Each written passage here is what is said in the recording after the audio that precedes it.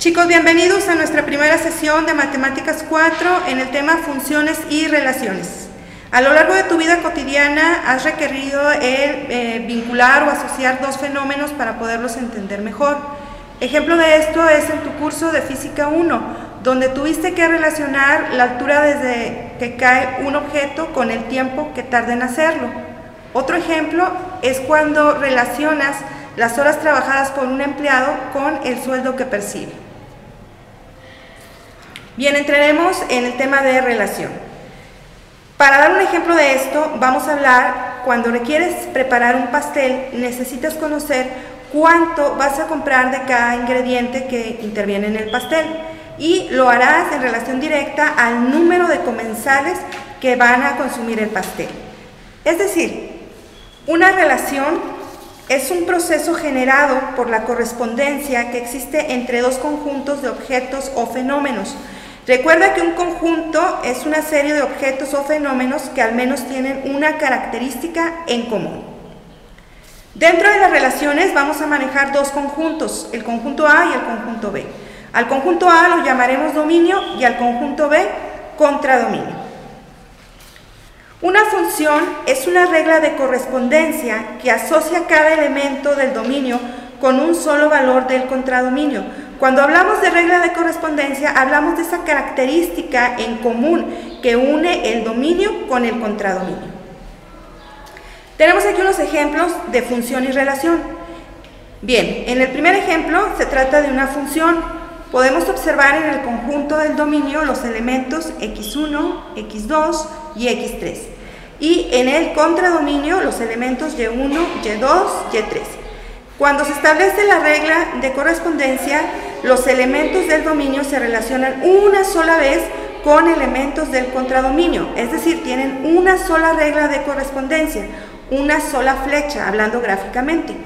Mientras que en la relación podemos observar que el elemento del dominio x1 tiene dos reglas de correspondencia, es decir, se relaciona al mismo tiempo con y1 y con y2. El siguiente ejemplo muestra una función. Tenemos los elementos del dominio x1, x2 y x3 relacionados con un solo elemento del contradominio, pero gráficamente podemos observar que de cada elemento del dominio se desprende solo una relación, es decir, solo una flecha. En conclusión, podemos decir que todas las funciones son relaciones, pero no todas las relaciones son funciones. Tenemos otro ejemplo aquí.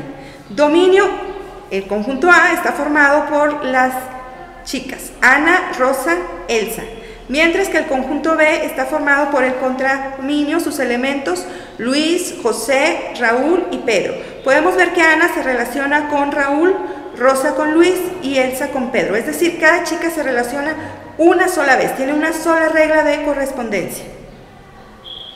En el siguiente ejemplo es una relación, los elementos del dominio, en específico, Ana se relaciona con Luis y con José, es decir, tiene dos reglas de correspondencia.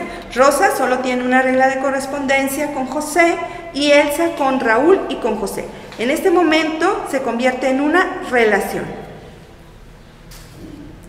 Veamos el siguiente ejemplo. Tenemos la regla de correspondencia A con respecto a B. Vamos a usar esta nomenclatura para definir cuál de los conjuntos es el dominio, que es el que aparece en primer lugar. En este caso A, y B sería el contradominio. En el conjunto A hablamos de los estados de la República y en el conjunto B de las capitales.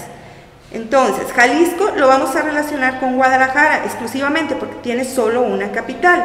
Hidalgo con Pachuca, Guanajuato con Guanajuato y Michoacán con Morelia.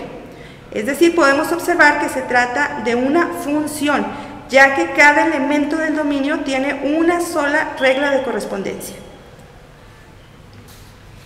Bien, a continuación te dejo el siguiente ejercicio para que lo prepares, lo desarrolles y lo entregues en la siguiente clase presencial. En la regla de correspondencia A con respecto a B, tal que A es un país de Latinoamérica y B es su capital. Escribe al menos 5 elementos de cada conjunto y traza su representación gráfica.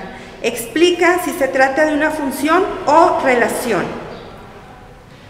Ejercicio número 2.